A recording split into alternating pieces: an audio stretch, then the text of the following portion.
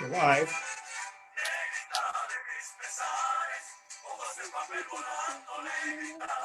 You just move your mouth.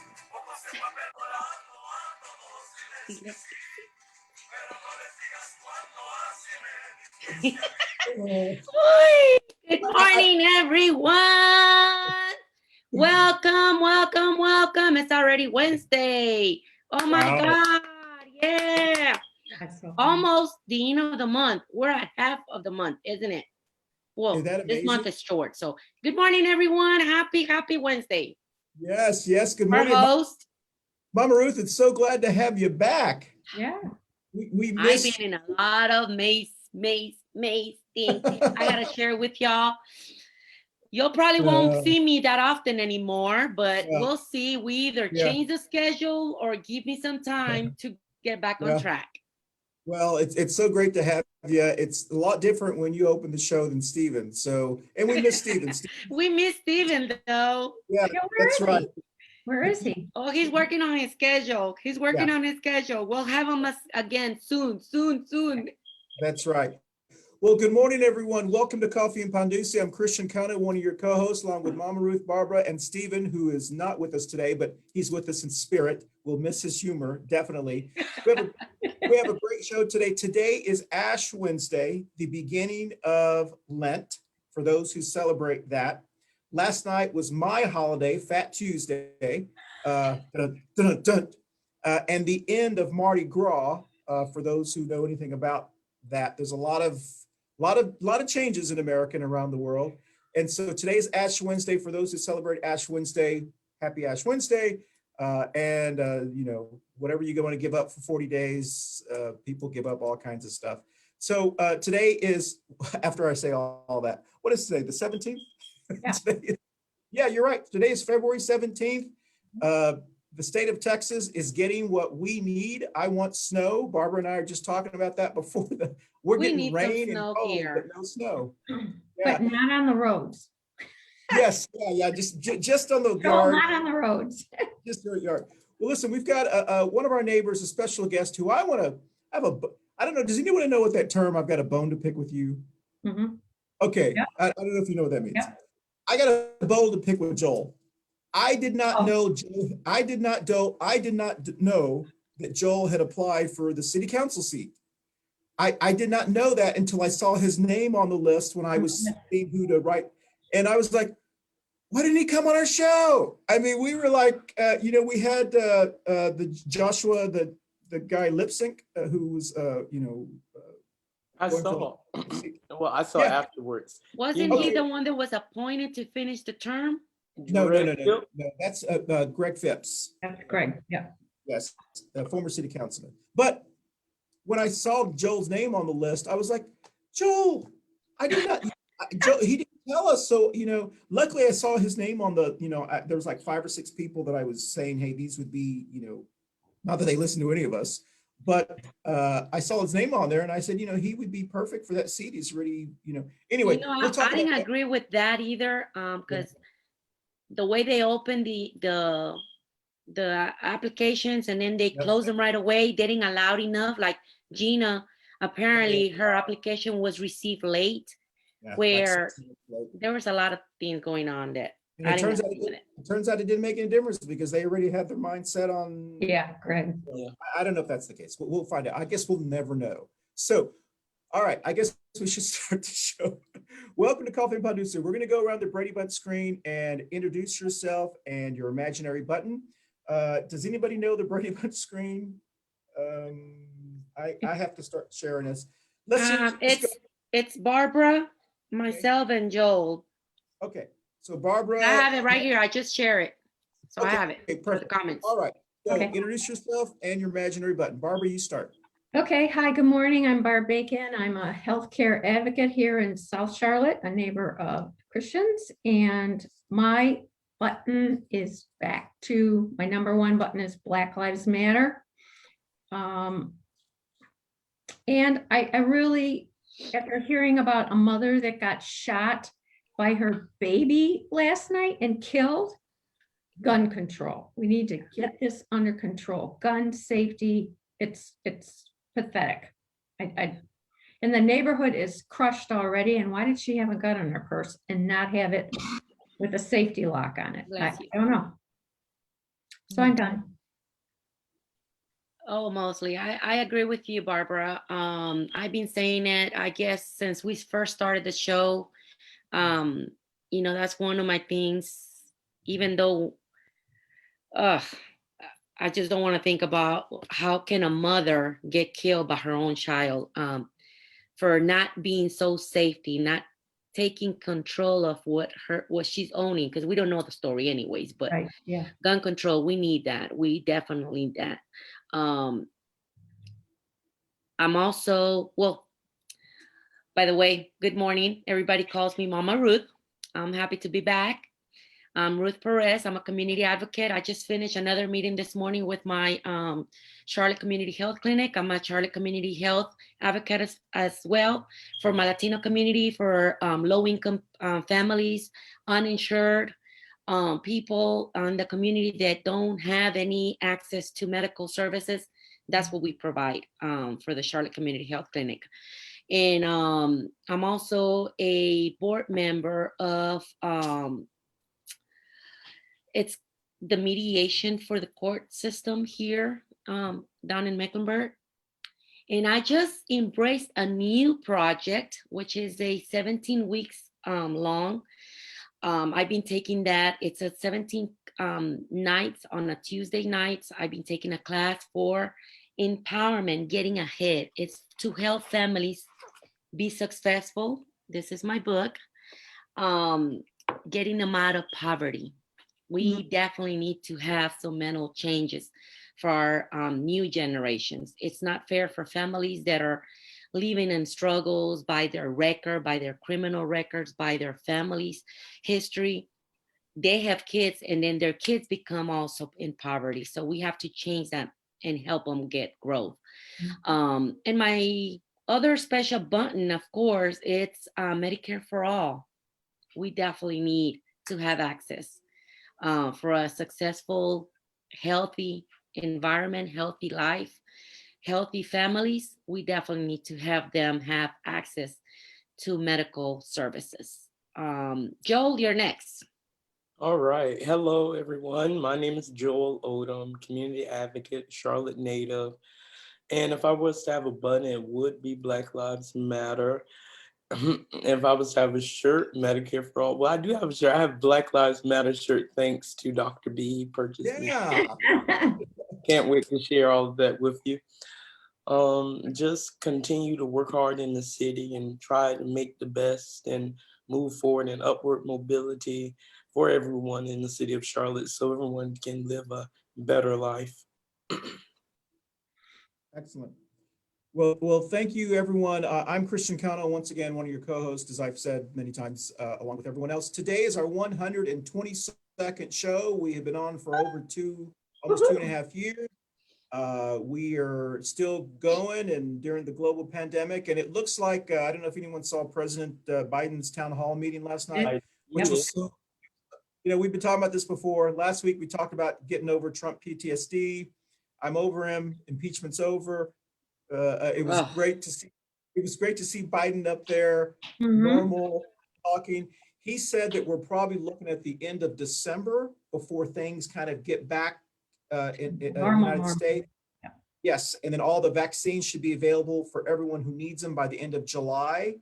And so there's a lot of things they're doing, But it's confusing because then Dr. Fauci comes out this morning saying that it seems like we're going to get behind because we're being back order and it's going to take us back.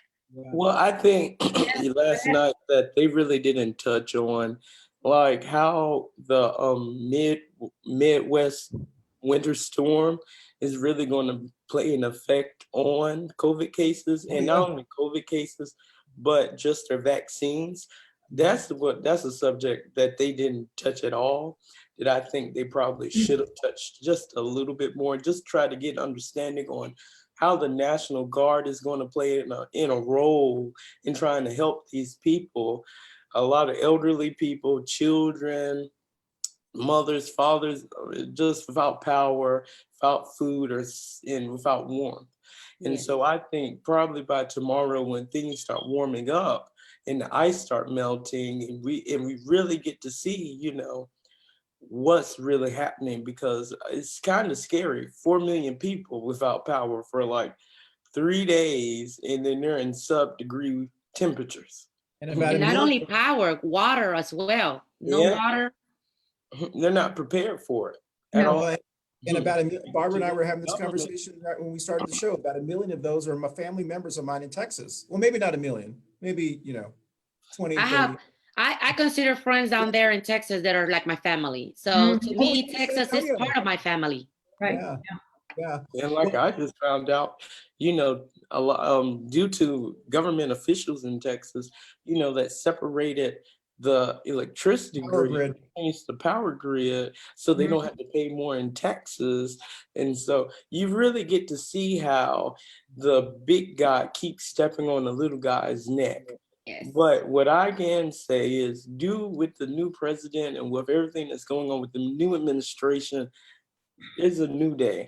Well, that's kind of what I was saying about, I agree with you, Now, Joel, that keep in mind, we have a new president. Mm. It could be a new administration, but it's half of the same people that was behind before. So of course we have like a stop and go, stop and go, stop and go. People So got we have to kind of support our new president Mhm. and raise our voices. Yes, and change out those seats in Texas, Yes. in the Midwest, because like Mama Ruth just said, with the new administration, that's all is well and dandy. But if your local government, your state government is all out of whack, Mm-hmm. what good does it do?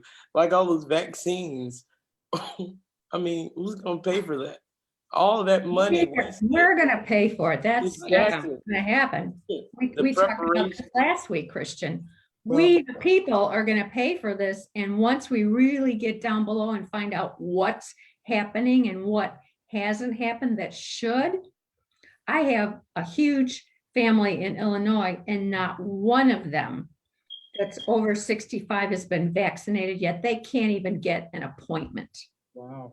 And, Yeah. and the minute I heard from my friend that used to be in upper management at Walgreens, I started calling all of them because I'm texting them, and half of them don't text.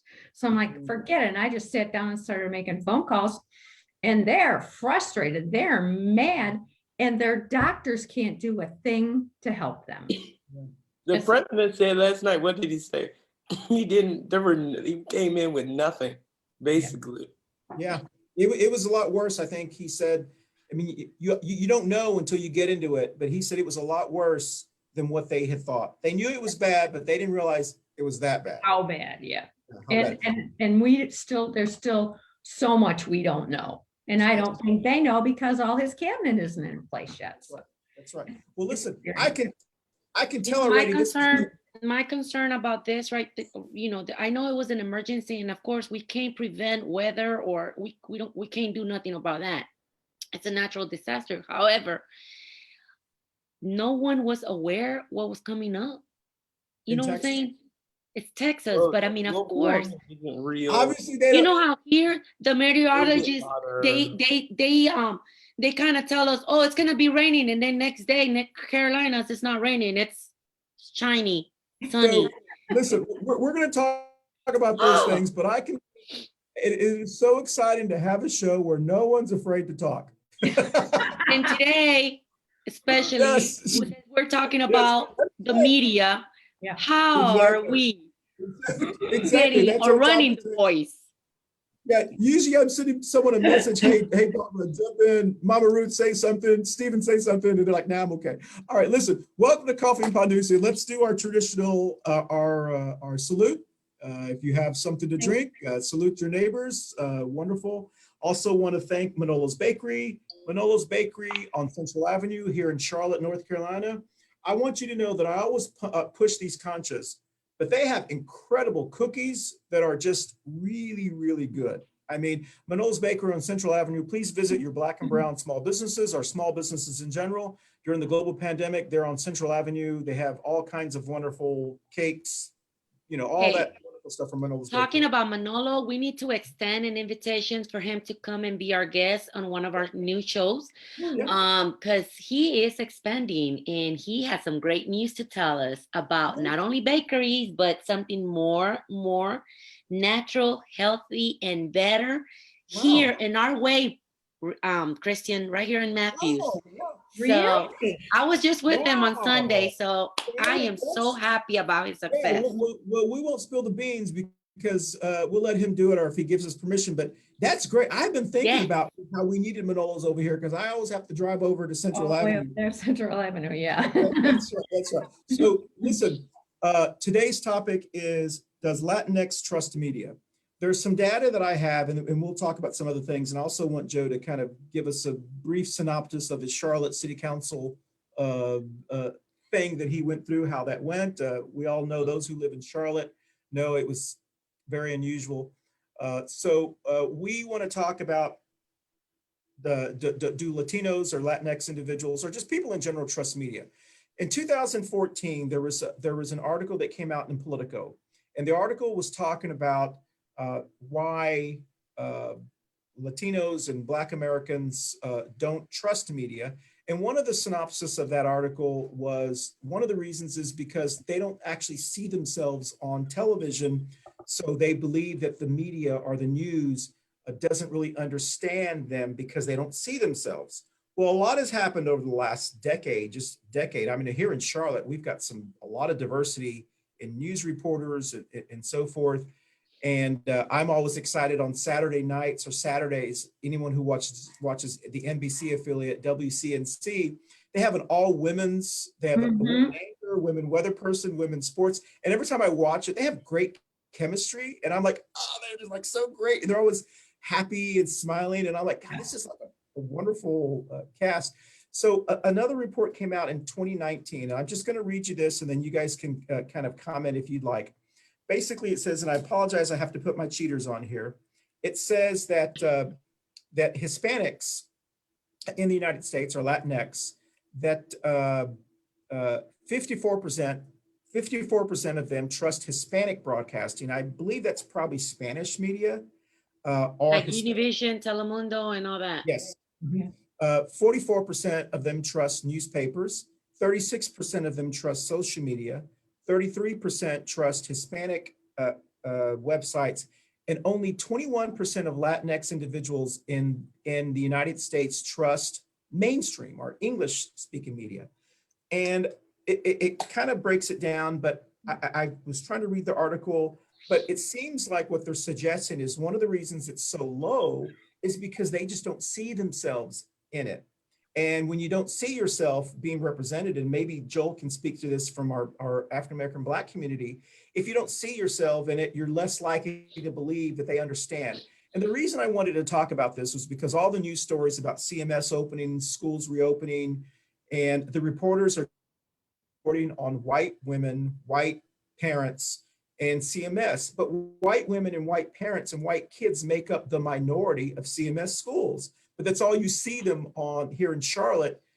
That's all you see is them. You don't see a lot of Black and brown parents, for maybe they don't have access to them. So I reached out to WCNC reporters and to try to get them into contact with more people, parents of color, or just people of color in general. And they were very excited about it. And then they haven't contacted at all. I was going to get them with Dr. Gina, whose son is over at CMS Myers Park High School. But understandably, when we don't see ourselves in mainstream media, we're less likely to trust what they have to say. And I believe that may contribute to why people just don't trust. Now, interestingly, what they say is white Americans, which is kind of a generic term because there's many Hispanics who consider themselves white, so they kind of fall into that category as well. White Americans don't trust media for different reasons. According to the article and the research, that white Americans don't trust media for political reasons because they believe that the media is biased towards a certain political view, which is why, Trump jumped on that for the last 5 years about fake news. And it was interesting. I don't know if that many people remember, the fake news logo or the saying actually started when reporters were reporting him when he was campaigning because he kept saying a bunch of lies. And I don't know if you guys remember, but Kellyanne Conway was talking about this alternative universe. And Yeah. they actually were using the term that Trump likes to promote fake news or lies. Well, Trump, when he became president, he captured that, and everyone believes he actually like took ownership of that fake news. It's almost like cancel culture. The Republicans have kind of taken ownership of the term cancel culture, and cancel culture really started with millennials talking about certain things. And now the Republicans believe all Democrats or liberals or whatever, cancel culture. So it's interesting how people kind of take these terms. So to get back on track, we're going to go around this, the Brady Bunch screen and tell me, do you trust the media? Is there a reason why? Or what do you think about this research that's coming out? And the reason this is important is because the United States has the second largest population of Latinx individuals in the world. And Spanish media is very big in the United States. And one of the reasons it's very big and that a lot of Latinx people who speak Spanish have not necessarily converted to mainstream media is because they don't trust them. So until they get that trust, the Spanish media is still going to have a stronghold on a lot of households in America. So let's go around the Brady Bunch screen. Who wants to start and tell us what they think about that? Or if you even want I'll to. start. Okay, Barbara. I don't know that trust is my issue with the media. I think that's why I watch so many different channels. So I can get, I call it every slant that a given network puts on something.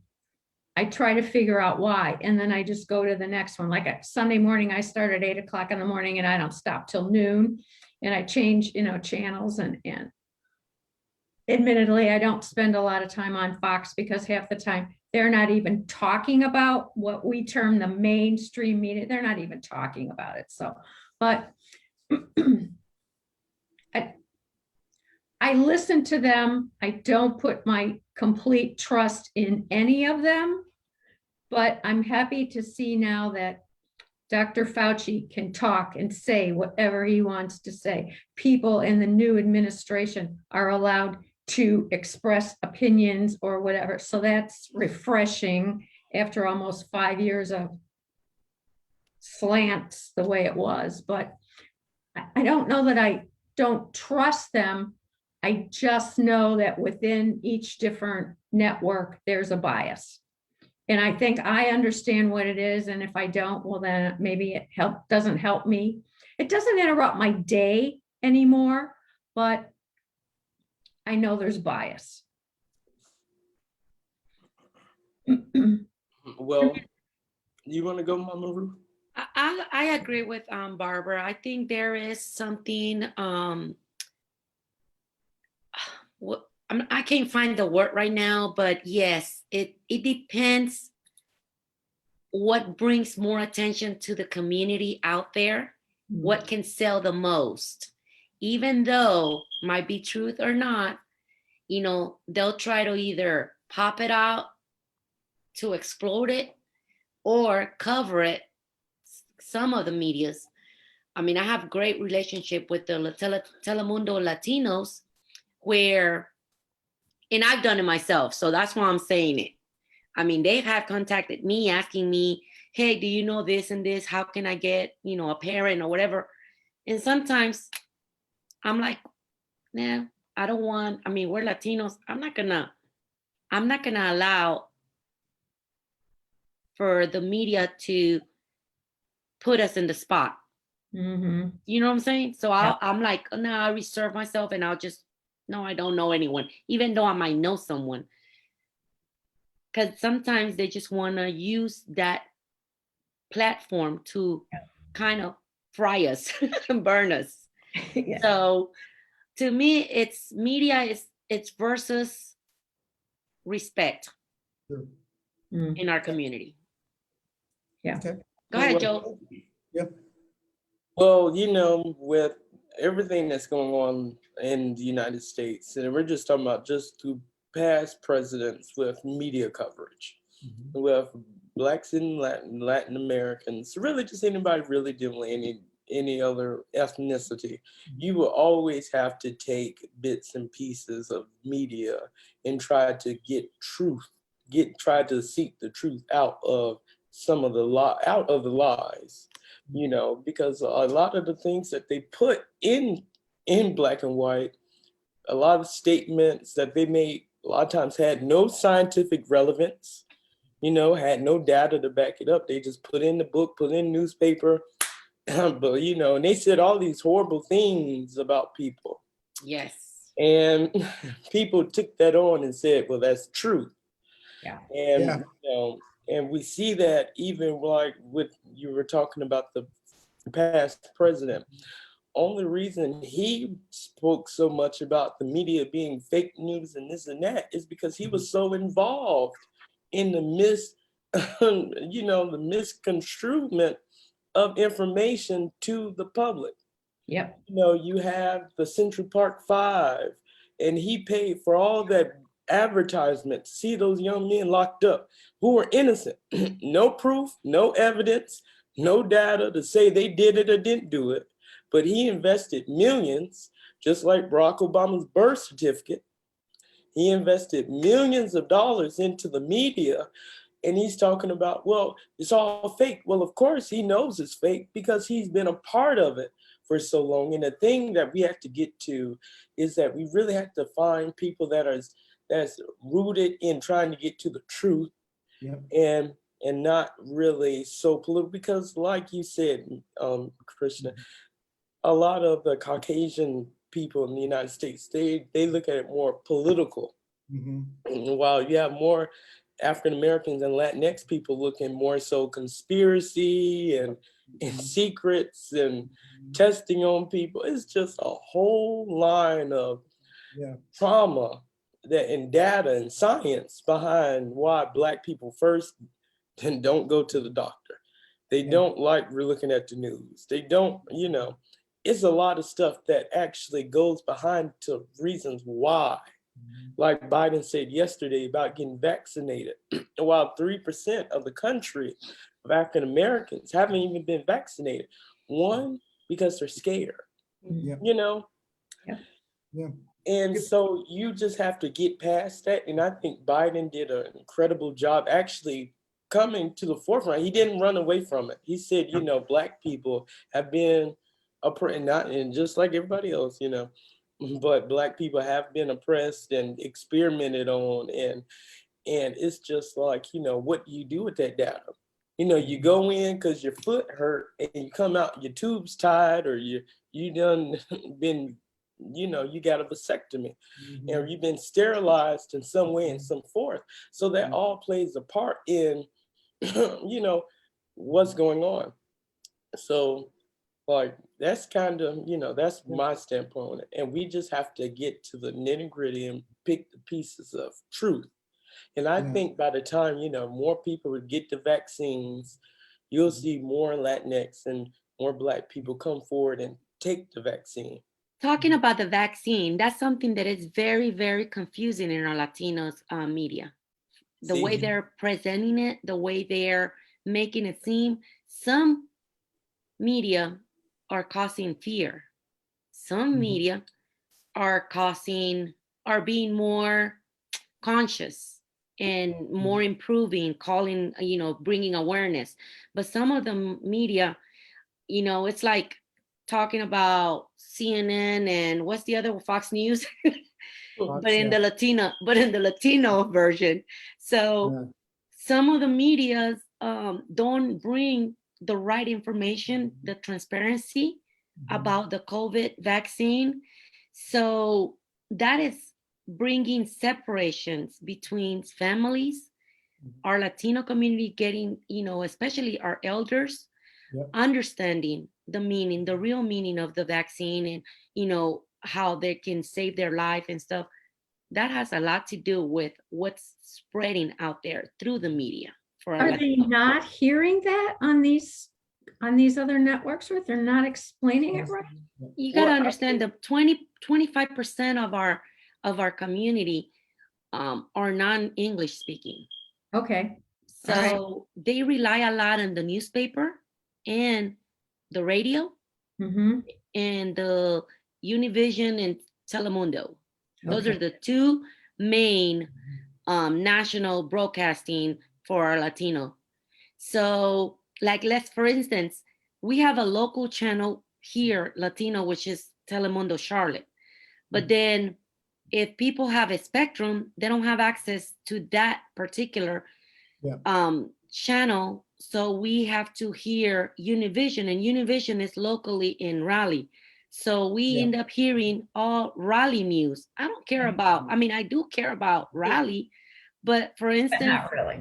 but not really. Yeah. You know what I'm saying? Yeah. So the Latinos, they hear about doctor and the nurse passed away after receiving the COVID vaccine. Yeah. So people start getting fear. Yeah. Instead of, they hear more negative than positive. And once you hear that and you put it in a balance, you're gonna go for the negative more than the positive. Yeah. It's just really a fear factor, you know, you just don't know what to do. Mhm. And, you Yeah. know, they're pushing the vaccine. They're like the president yesterday. You had to get vaccinated. You had to get vaccinated. But like you said, Mama Ruth, a lot of people are nervous. A lot of people are scared. A lot of, you know, people are going for one. Well, you got to think about it. It's a personal choice, first of all. I respect everyone. I'm not going to say a yes or nay. However, I think personally, if you want to hear my personal opinion, I think even though it came out, it hasn't been that long for me to trust and know that it was being treated over a year. Yeah. I didn't start getting the flu shot until 3 years ago. Mhm. Okay. Not because I didn't trust it or anything. It was that You wanted to I make sure. personally, Yeah. now we got to understand, and that's what I tell my community. Let's get educated. Yeah. You got to understand that Barbara and myself don't have the same genes, the same body factors. My reaction, my immune system could be different than hers. Yeah. Even though the vaccine has the same chemicals for everyone, it's going to react differently in everyone's system, just the way COVID did. I personally didn't get much symptoms or didn't get much sick. My mother did. Yeah. Yeah. My kids did. I didn't have no coughing. They spent over a month coughing. So I guess the question, and this is interesting listening to everyone, because what can we do as communities, whether it's the South Charlotte community that Barbara and us live in, or the Latinx community, or the Black community here in Charlotte? What can we do to hold our local media accountable for covering equally? The right information? Yeah, covering equally, not just covering, you know, and you know, people handle me all the time because I talk about white women. Well, because I live in South Charlotte, and that's a lot what I see. As much as I want to be a white woman, it's just because that's just what I see. Hang on, Joel. So, you know, when I see a bunch of people who just are on this, who represent more of this side of town, so to speak, on the news, and I don't see parents from other areas of town, it concerns me because I know that they are the majority of CMS, that the little white kids are the minority of CMS. And so I expect to see them every once in a while, but not all the time. So what do we need to do as a community to hold the stations accountable? You know, I particularly like WCNC because I like Larry Sprinkle, you know, and that's just what I like. And I started watching, you know, over WSOC. I don't watch WBTV a lot, even though I like Marino Boyle on WBTV.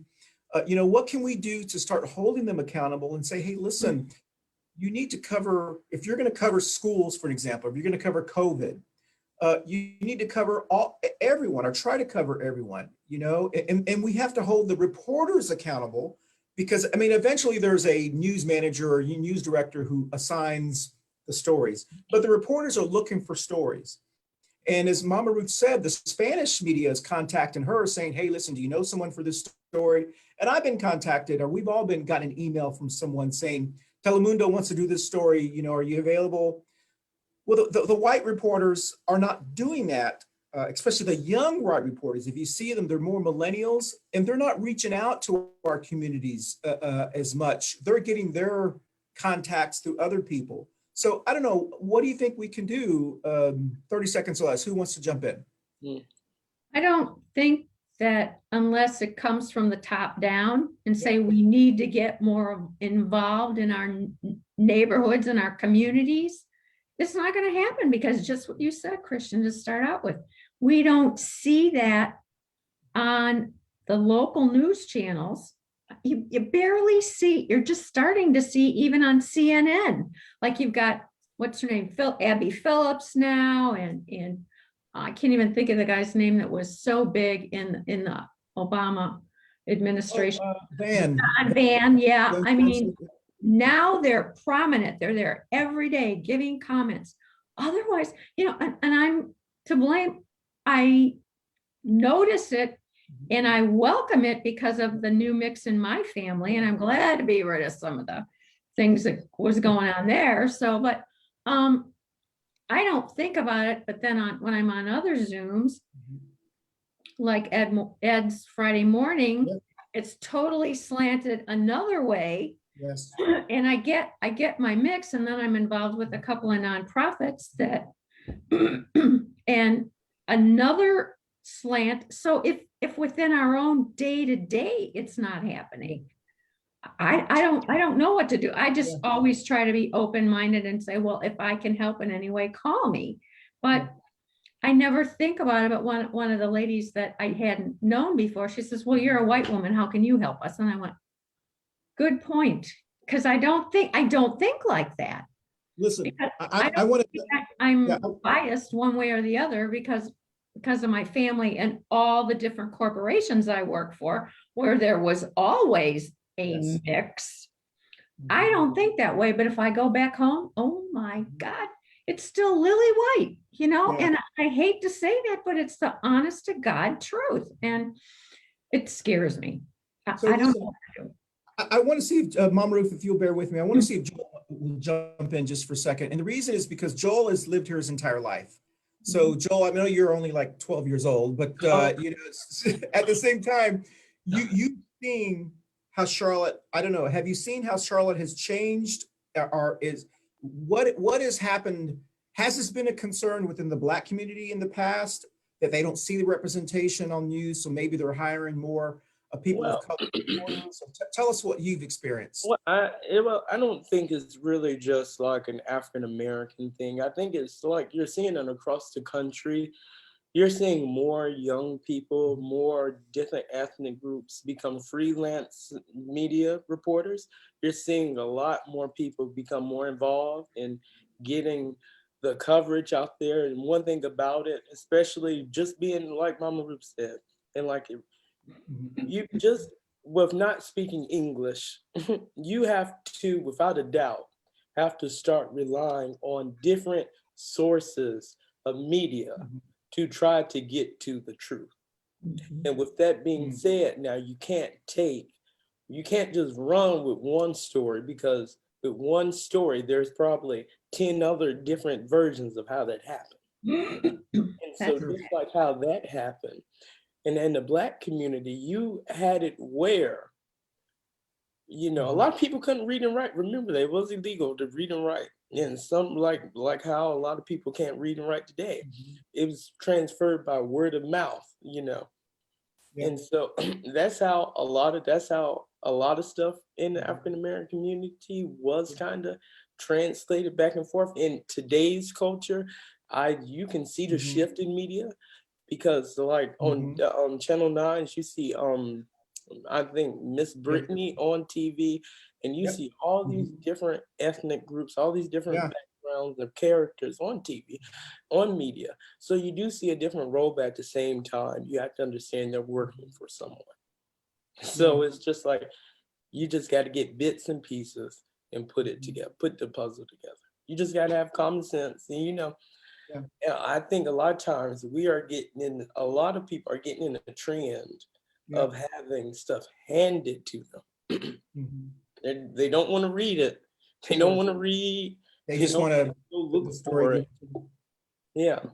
So Well, that's a very dangerous game. That's where fake news and all that stuff start popping up, because when you're just handing someone something and they just don't know what to do with it, it's just like all this information is coming at you. You don't know what's true, what's false.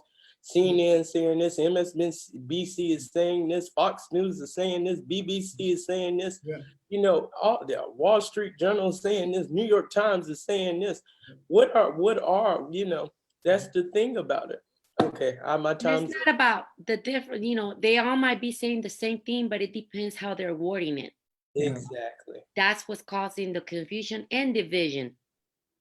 Well, I do think that, because I want to switch quickly to what's some of the answers that we can do here in Charlotte. But I do think we can all agree, or I sense that we're all agreeing that maybe there needs to be a little bit more focus on local media about equality or about covering more things. You know, and every community, I guess every community, you know, we're not unique in Charlotte. A lot of times we feel like, oh, it's only happening to us. Listen, this happened in Philadelphia. This has happened in Dallas. I remember growing up and we were all excited when Gloria Campos became an anchor on Channel 8, the big station in Dallas, Texas. We're like, oh, a Latina, finally someone who looks like us, you know, and it was just so, this is like the late 80s, early 90s when Gloria Campos became an anchor on there. And it was just like, oh, we finally saw someone. So everyone started watching Channel 8 or that station there. And, you know, so when we do see someone who looks like us, or we think they're going to understand us, the stories are going to be more, you know, equivalent. And quite honestly, I do think that the stations are doing a really good job of diversifying, trying to diversify their reporters. But a lot of them are hiring a lot of young white reporters. I don't see a lot of young people of color reporters. The people of color are more middle-aged or are older reporters. They're hiring a young, I don't know if it's just, this is a market that the young people of color reporters don't want to start off in, because we're considered a second tier market, not a first tier market. And so it may be that's the case, but I do think that we still have to hold them accountable. You can be a young white reporter, millennial, but you still have to do stories. If you're going to do a story about a white parent and CMS, do another story, do the extra effort to ask someone, you know, hey, do you know a person of, you know, contact a school board member, a person of color school board member, and say, hey, we do stories. You know, those are things. It's just like, you could get a story from a Caucasian person, and they'll go to an African American person, and they'll go to a Latino person, they'll go to an Asian person. Out of those four people, they got four different different things going on, and they're like, which one can people most likely relate to? And what they're doing, they're going off demographics. You know, sadly, most of their viewers aren't African American, they're not Latino, they're Caucasian. And so they're going off that. And, you know, but like I said, you know, you're seeing a lot more, especially around local news, especially just here in Charlotte. I can't speak on outside or whatever, but in Charlotte, you see a lot of newscasters that are different ethnic groups. But at the same point, you have a lot of journalists. Now, this is the part that comes in with the diversifying. I do think we need more diversity in this, where it comes down to asking questions, investigating, stuff like that. That's when you have to have a person from a different background, ethnic group step in. I think that would be more important. Being on TV, you see us on TV, but the question is, you know, who are they asking these tough questions to? You know, they're all going to white people, but then they have the black people just relying what white people said on TV. Where's the change? You know, what's kind of, I think that's what people are getting at, kind of, right? You gotta keep in mind that the way they put it out there, it's whatever it's bringing rating. There's a hot topic on a daily basis for everyone. So right now, like for instance, right now, when I see WSOC TV, and I start scrolling in their page, some of their news are not of our interest because it's not happening in our local city or state. And I'm like, sometimes I feel like, who cares about this? But since people are so eager to find out the bad things about society, that's what's selling. Yeah, that's if they will focus, like for instance, Matt Newton. I don't know if y'all seen what he posted yesterday about the little kid sending him a letter telling him, thank you, because I just found out that I live in your district. These are kindergartens. These are new generation. This is what our society needs. We are tired of hearing bad news that two black females were fighting outside and they shot each other. We're tired about that. We don't need to be hearing about black or whites or Hispanic. We need to hear motivational, inspirational. But of course, that's not going to bring the bucks into the media. That's not bringing their profits. So of course they're not going to pay attention because that doesn't have enough rating. Yeah. Well, I agree, y'all, and you know, I want to switch very quickly to another topic, but this has been very interesting and something that we need to talk about here in Charlotte, because everyone wants to be represented when they turn the television on. I mean, we do have to remind ourselves, and those of us who come from an era where FEC licenses are I don't know if it's FEC license, FCC licenses. We own, the American people own the right to give a license to a broadcaster, a radio and television.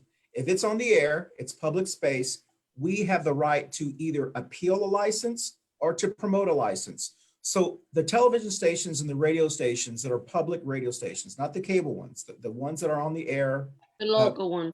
Yes, the local ones. They're on the air with the grace of taxpayers who either support the license or we don't support the license. That's why back in the old day, before the station went blank and they did the Star Spangled Banner, they would say, this station has an FCC license. You can look at this, and every year they have to renew the license. And if you don't like the way they're covering your community, you can write the FCC and say they are not doing their goal because there's certain things they have to do community-wise. If WCNC or WSOC is not covering the Latinx community or the Black community or the Asian community or whatever community, you can get a couple of people together, write the FCC and appeal their license, and they will be required to do a show on Saturday mornings about Latinos. That's how it was done. And that's how African Americans used their power in the 70s and 80s to get shows about their community done on local stations. And they usually put them on like Saturday morning or Sunday morning, or, you know, just so they can fill that spot. But it is, you know, we need to have on all of those stations, you know, they have Flashpoint that Ben does on Sunday morning. You know, we need to have a show with an African-American person doing a show about African Americans, a half hour. Those stations are about communities of color, because they're on air with the grace of us giving them permission, and we've kind of forgotten that. I don't think we remember that those licenses, we're granting those licenses, and you can still appeal a license, a radio license. You can appeal those. There's a certain amount of broadcasting hours that they have to dedicate to the community. And a lot of people have forgotten that they have an obligation, which is why cable stations have to give certain things to other communities. You have your public nonprofits. Yeah, they have to do it because those licenses also come from us. So I do think in bigger cities, those are really stressed, like the NAACP or the Black community would go to a station and say, listen, you're not doing enough coverage of us. We want 2 shows about our community, and they will reach an agreement. And you know who you missed today to bring over to our show? Raphael. Well, I tried to reach him. You could have told me I could have gone with him. Yes. Raphael, it's a great example of the media, and that's why I really care for him a lot, because he has his experience and he's been here in California, Colombia, and he does know what's going on inside the media, what moves around. And that is true. You know, what you're saying, Christian, is true, because we as community, we don't even know what we are being paid or charged for and what we deserve. And we have the right to express and raise our voice and say, hey, this is not what I'm getting. This is not what I'm paying for. Yeah, and so that's something that we need to take a look at here in Charlotte. Is that something that can happen quickly? Who knows? I mean, young people like Joel can get, 5 of his friends together and go to a station, and you have a right to meet with the station manager and talk about your concerns, just like you can with a newspaper. The only reason the Charlotte Observer, which is under McClatchley, they own the Raleigh Observer and all the papers around the country. They have diversified their editorial board because of the pressure from the people in Raleigh. The Charlotte Observer editorial board was 2 old white guys and 1 African-American gentleman for like 7 years. They didn't have any women or any other people of color other than those. And they took turns every other day. One of them will write the editorial. So it depends on what that day was. You can always tell when the black gentleman wrote it because it was more fair. It was about equality. Whenever one of the white guys wrote it, it was about how these troublemaker marchers or, this.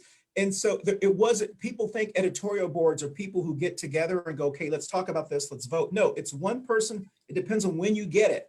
Well, now they've expanded the editorial board to include Raleigh editors and Charlotte editors, and they've got community people that have come in to give them advice. So it's more diverse, but there's still just one person who writes the editorial. It's not like a group of people who write it. They just get a consensus.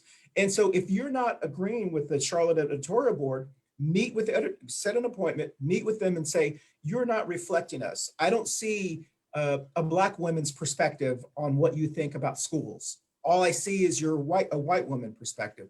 So I think these are really important conversations we need to have in Charlotte because we are such a young city, but we don't have to reinvent the wheel. All we have to do is look at what other cities had to do when they went through that. So listen, we are almost running out of time. We started just a little bit late, but I do want to kind of circle back.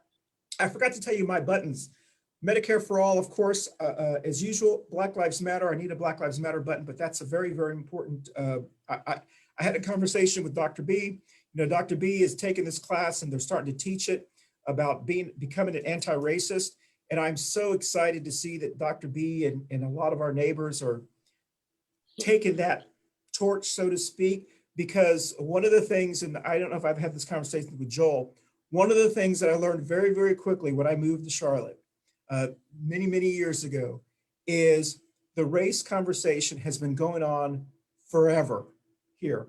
And it's always been white people meeting at a white church, inviting a couple of black people to talk about what they can do better. And it's the black people explaining to them, and I remember one lady standing up at one of the Myers Park Baptist Church, and I said this last week and the week before, and she said, I'm tired as a black woman explaining to you what racism is about because it's not my problem, it's your problem. You need to fix it. So racism in Charlotte can only be fixed by white people because they're the racists.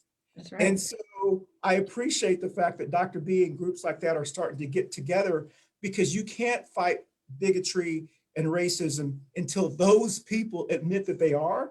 And it's not a punishment. It just means you want to do better and try to address it. So I know we need to have a show about that here because even within our, we have to admit within our Latinx community, Mama Ruth and I have had brief conversations about this.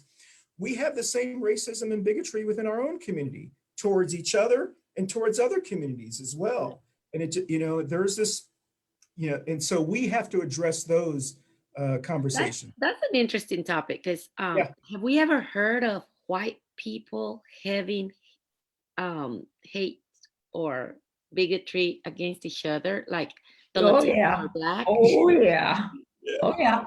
That's something that I would love to learn more because I got in trouble. White trash, remember? And it's like, what? I think I got in trouble before because I said, white people deal with more so classism. Yeah. It's like they rank you. You got white and then you got trailer trash. Like it's either white or you're trailer trash. And that's kind of the sad part about it. And with but that's something that we might see it on the other side.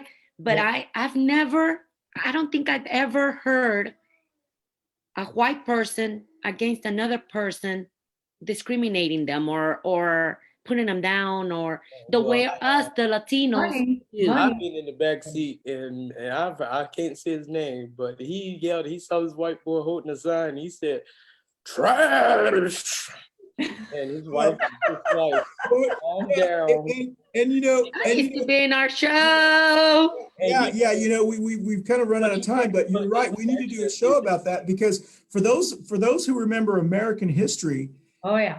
there was racism within the white communities when the Irish were coming over. They were considered when the Italians were coming over because they were darker than the Big Irish. time. Big Yeah, time. when the Scott Irish, which a lot of people who are native of the Charlotte Mountains and here, they're more Scott Irish, and they were very discriminated against, which is why they went to live in the mountains, you know? And so it's interesting that these groups that are now doing the same thing to other groups, many of them have forgotten you were the Mexican just 50 years ago. You know, and I say that not to say Mexican as in though that's a bad thing, because I think it's wonderful to be Mexican since that's my heritage. But that is in this region and with Trump people, that has been used as a derogatory term, as if though calling someone a Mexican is like a beneath person. I'd love to be called a Mexican. When people call me that, I'm like, yes, that's wonderful. That means my skin is going to look beautiful until I'm 80 years old. And you know, you're in the African American community, you don't really have classism per se with like money and pedigrees and stuff, but you do have pedigrees and you know families who inherited stuff, but it's not on the same level as white people, because the thing is, you know, you can be a millionaire or a billionaire, but you know, you'll be in the same surround, you'll see a couple black people, something like that, you know. And but only thing that we deal with on the main bit bias is really just colorism. yes. You know, the darker you are, the lighter. You know, we're dealing with. Talking about that. Yeah. Well, see, in our Latino, in our community or society, it's different countries. Mexico against South America, North America against South America or Central America. You know, it's just a battle of countries. Yeah. Like, oh, they think they want to be Europeans, you know, because they live in South America. They live near, you know, are people from Argentina, Argentinian. they think they're European, you know, or you know, or the way they speak, or the way they learn, or how they come and success. And Mexicans are more into villages and more indigenous and things like that, like putting them down and stuff like that among each other, you know, between us. But sometimes it's not about color. Like for us, discriminative, it's not the color wise, it's about culture. Nationality, Culture. Yeah. Language. Well, these are, you know, we've touched a lot of topics and we have run out of time. And we do value everyone's time. And I want to thank everyone for joining us. Thank you, Joel, for joining us. Joel, come back next week, please. It's great to have your perspective. And also to let our viewers know, we hope to have a special show that won't be on this time. It'll be a special time with a person who helped start this show, Tony Foreman. He is actually he's watching us right now because he said hello. Oh, hi, Tony. Hey, Tony, how are you? We're hoping to have a show in honor of Black History Month to talk about Afro-Latinos or Afro-Latinx, people who are speak Spanish or from Latin America or culture, so to speak, who celebrate Black History Month because you know, they are in the Black community. And we want to have a show to talk about that. And we hope to pin down, when we find, we'll post the banner and the date, and it will probably be something that we do like in one day, get together. And Joel, we'd love to have you on here because I do think that it's important that Latinos and Latinx Americans, Hispanics, whatever term you use, I know it's a generational thing. We have to celebrate Black History Month as well, because there's so much that we owe to our Black brothers and sisters here in America, and specifically here in Charlotte. They have paved the way for other communities who have been marginalized in the past to come here and plant our feet and prosper. And we need to make sure that we support each other, that we continue to, we're going to have differences sometimes, but we need to come to the table and talk about those differences. But more importantly, and I say this all the time, and we need to realize the power and the strength of both of our communities, that we have the power and the strength to have a seat at the table here in Charlotte, because there are enough of us that can vote anyone or anyone out. And but the sad part is, the real sad part is, in this country, they make it sound as though Black and brown people aren't really the same people. Oh, we are. But if you look at the history yes. of South America and the importation of millions of Africans, yes, and indigenous people helping enslaved people, and I mean, it's just a whole thing here. And like, if you look at your peso, there's the African on your peso. It's just like, but that's what they want. They want us to be divided. They want us to look at each other and nitpick over your hair, nitpick because you're terrified of unionism. Terrified. But we're all. But that starts within us. Nobody can make you do anything but yourself. What type of heart and mentality you have. Right. Because that's one thing. If you go outside the country, you go around the world, the people are color. It's just there. Well, you got to deal with it. I can tell you. I still have that same red blood that you do if you cut yourself. Yeah. That's right. But listen, but we also have to, and this is going to lead to next week's show. Next week's show is going to be a very interesting show. The title of next week's show is actually called White Women, the Queens of Racism. The reason we need to have this conversation is because we have for so long blamed, when we think of racist, we think of white men like Trump or people with Confederate flags in their trucks. And we think of the KKK as men. No. They cannot exist without women supporting them. They cannot exist without women teaching their kids to be racist and bigots. And so we have not really had that conversation. And the reason was because it's kind of taboo in many cultures to kind of insult the women because, don't talk about, women. But we have to have the conversation because currently in Congress, we have two congresspersons, one from Georgia, one from Colorado, that are crazy nut job racist. The Marjorie Taylor Greene person is one of them, and then the person from Colorado.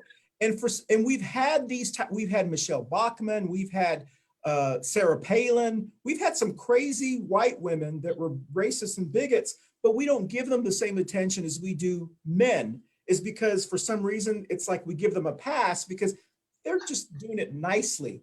Well, in Charlotte, there's a lot of bless your heart white women that still have plantation thinking that, I have one that I used to sit next to here at the lodge in the colony who always said that I wasn't American. Her term for American meant I wasn't white, as if though white means American. And there's a lot of old Charlotte women here who say, where are you from? Where are you from? Which is code for you're not American. You're not from here. You should ask them where they from. Yes. And so those are things that well, not only white Americans. I mean, I've met people that are, light color Latinas. Yes. Oh, yes. Even in the novellas, in the soap operas, you can see the way they are. They mistreat just because. I wonder. I mean, I can't wait for next week's show because is it about wealthiness? Is it about positions? Is it about just the color? Well, that's what we have. And the reason I really hope Barbara's on next week is because Barbara brings a perspective and a view that none of us have. Barbara is from Illinois. She's lived in Texas. She lived around. She's been in the professional world, but she lives in South Charlotte. And I'm not saying that South Charlotte is, all white. It's a very mixed community. But there's a lot of people who live in South Charlotte who move here because they don't want to live in the other areas. Yeah, and that's the reality of they won't. It's because they're good schools. What they're trying to say is, and I say this all the time, there's the white schools, and that's code. Everyone, if there's this unwritten code here that, why don't we want affordable housing or workforce housing here? Is because those people will move in, and it's not in other cities. It's more quieter. Here, it's very open. They will openly tell you, you know what? Oh no, I don't want to live in that side of town. And it's just accepted. And so you're not from here and you move here and you read and you see that, you're like, I can't believe they're just saying that. Yeah, I know. I was So shocked. anyway, we need to have that conversation. Joel, you want to say something real quick? Oh, it was just on that Yeah. topic, but I was Sure. just like, I can probably save it. Okay. Well, he's like, once you get me started, it's going to be well. So anyway, that's going to be next. Yeah, week's we'll extend it. We don't want to extend it because this is a really good hot topic. Yeah. And it doesn't, and I always have to say this, it doesn't mean when I talk about these things, and I think everyone when talks about these, it doesn't mean that I hate white women, that I hate women, that I Can't hate no one white. You're married to one.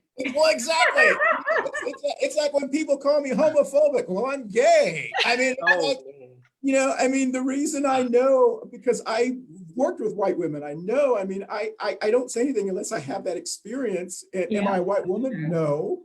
And so anyway, important we have these conversations because there are the majority and the plethora of many, many wonderful white women that are progressive, that are feminists, and they're involved, are doing so much for so many of us. But you And know it's what? important to have these Not conversations. all white women are like that either. No, exactly. I know Black women also, or dark color women that are also, they practice that, I don't know if it's, I don't want to call it discriminative or racism, but I think it's more like I think it's when they're holding a position of empowerment.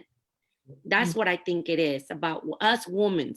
It's not about just the color, but hey, next week. I do want to say this for next Go ahead, week's Joel. conversation. I've studied now. I'm not in studying Black history and studying stuff, studying laws and everything. They made laws because remind you after like I think it was like 18 something. With breeding farms and stuff like that, you had like over 600,000 mulattoes being born, and it was more so Black women having babies by white men. Yeah. But Congress passed a law that was ratified in like 1923 for women. They created laws for women, white women beating people to death. Beating young children. It was just terrible. But you have to really look at the psychological root.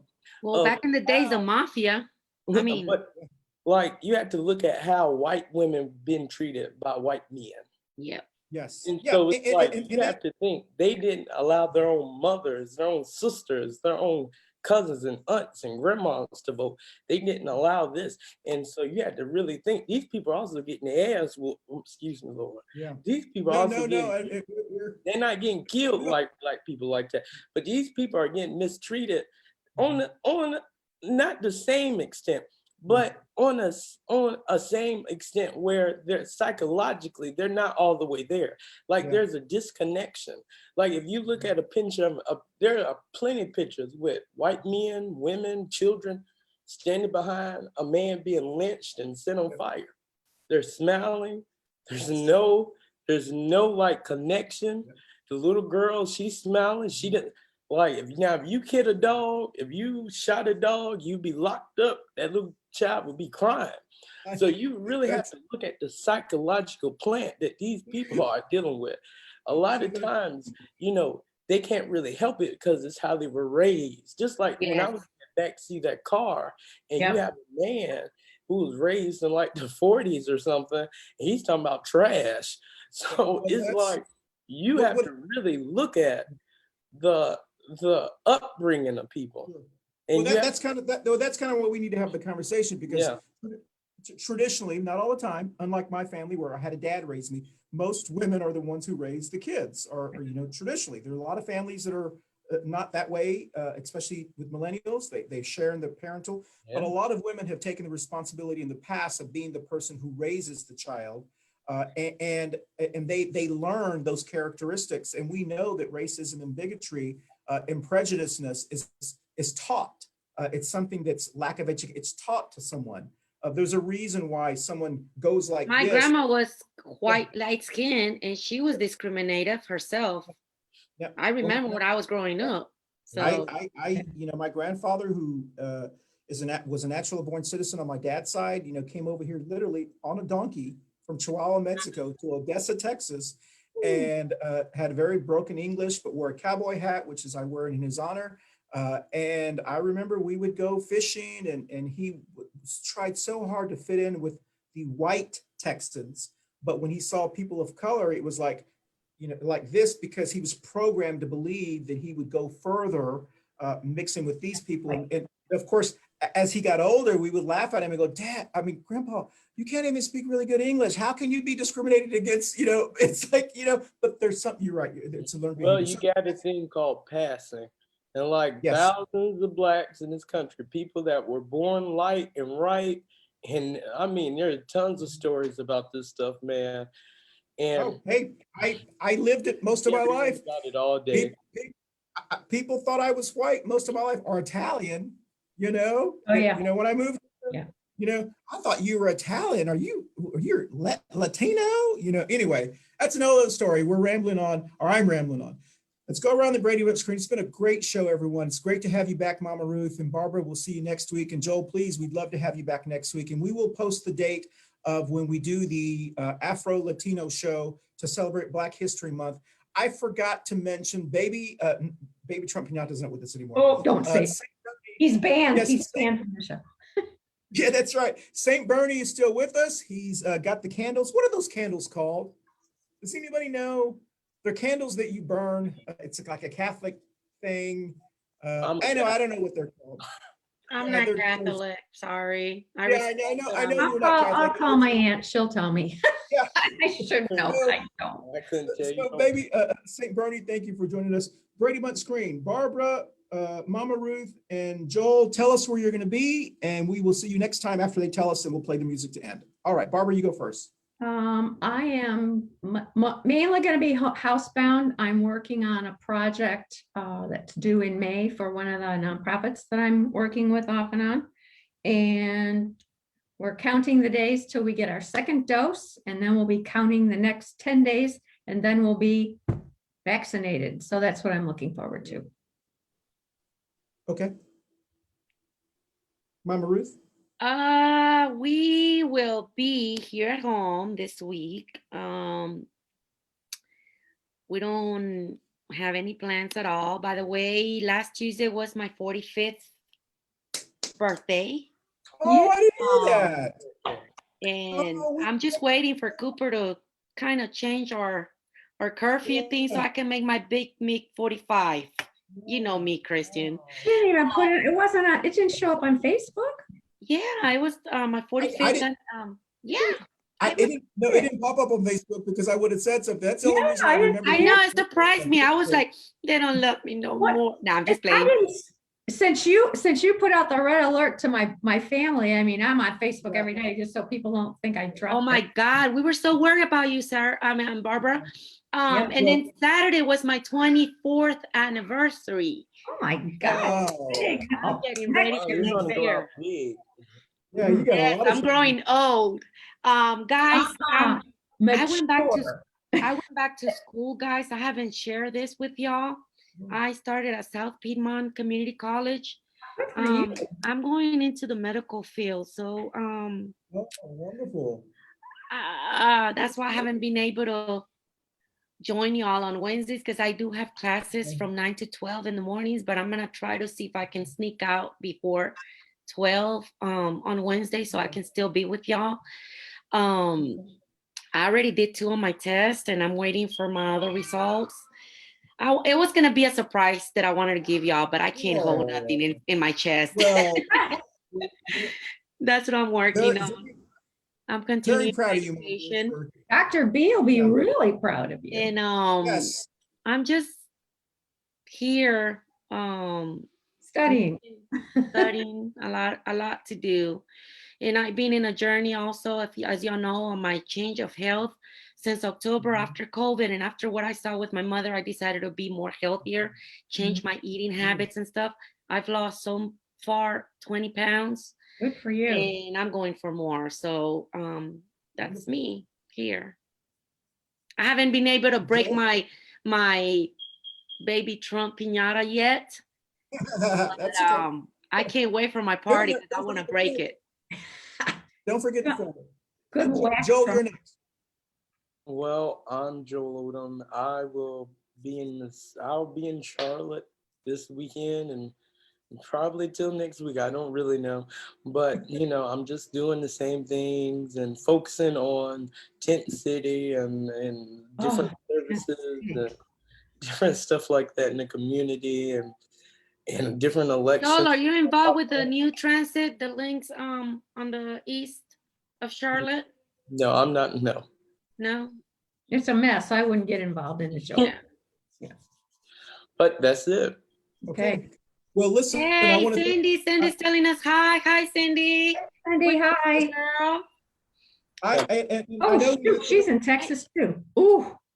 Go ahead, And Mama Ruth. Tony said for you to put it on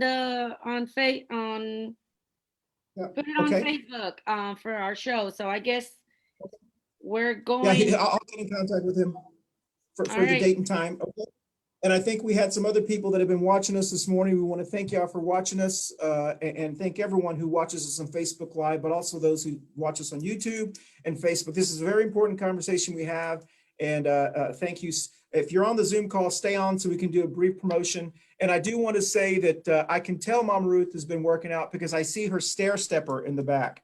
So is that a treadmill or what is that? No, this is the power shift. This is the Yes. weight. So at first I thought she was showing off, in the background. And I try to cover it, but it still shows. It looks good. I thought. No reason to be ashamed of it. Yeah, that's great. I'm so proud of you, Mama Ruth, for continuing your education, but also for everything that you're doing. It's an inspiration to people that it's never too late to do anything that you want to do. Yes. I mean, there are people who retire and go back to school to get their degrees. Well, I had to go back because I wanted to work at the health department here in Union County. And I found out that the school that I went to, it was a Christian academy that didn't credit me the requirements of the US accreditations. So I have to go back, get my rest of my credits and continue doing what I want. So it's like, okay, well, I'll go back and do it. Yeah. Good. Well, that's good. And I'm very proud of you. That's an inspiration to all Latinx people, little Latino girls as well. So listen, so stay on the call. We're going to end with this song and we're going to say goodbye. But if you're on Zoom, stay on. So thank you for joining us.